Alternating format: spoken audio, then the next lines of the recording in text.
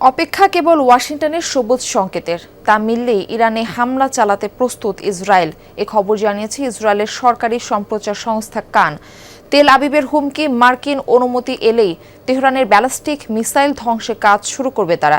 এদিকে বিবৃতিতে ইসরায়েলের প্রধানমন্ত্রী বেনিয়ামিন নেতানিয়াহুর আগাম হুঁশিয়ারি দিয়ে বলেছেন, তাদের ভূখণ্ডে কোনো আঘাত এলে মিলবে কড়া জবাব। নির্মাণ কাজেও আমি বেছে নেই CSRM TMT 500W, committed for better still.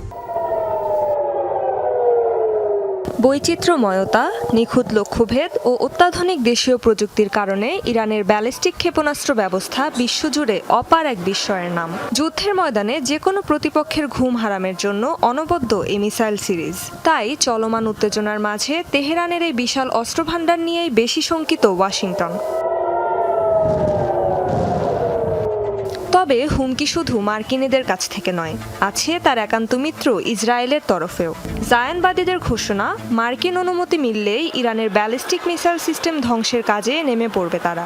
তেল আবিবের নিরাপত্তা সংস্থার সাম্প্রতিক রিপোর্ট বলছে, ওয়াশিংটন ও তেহরানের আলোচনার পর আরও বেড়েছে মার্কিন হামলার শঙ্কা।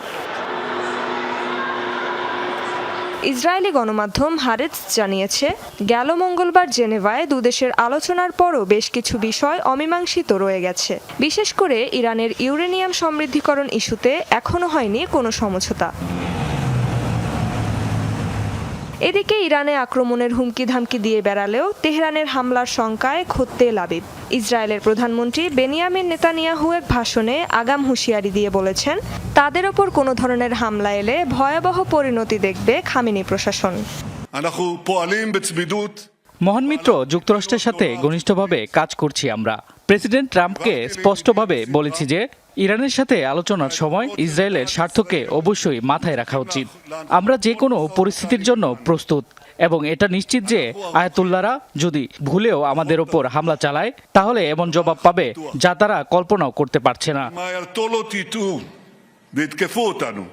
ইসরায়েলের নিরাপত্তা সংস্থাগুলো মনে করছে, আলোচনার মাধ্যমে কোনো সমাধান না এলে দ্রুতই ইরানি ভূখণ্ডে হামলার নির্দেশ আসতে পারে ট্রাম্প প্রশাসনের পক্ষ থেকে, আর এতে সরাসরি অংশ নিতে পারে নেতানিয়াহু বাহিনীও। রেজবানা সাইমা, যমুনা নিউজ।